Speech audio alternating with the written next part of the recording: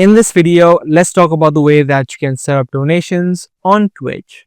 If you're trying to monetize and start earning tips from your viewers, in today's video, let me show you the process on how it is set up.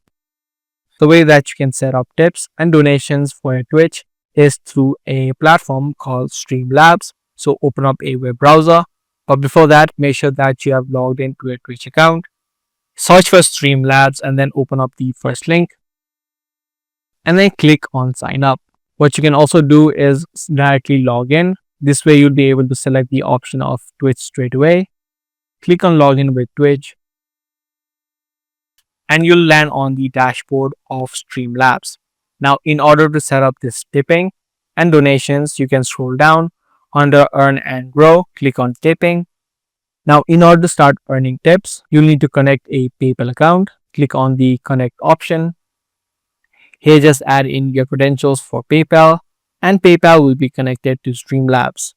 Once that is complete, you'll also be able to view the tipping page on the top right. You can just click on this link and then paste this link on a new tab, which will be your tipping page.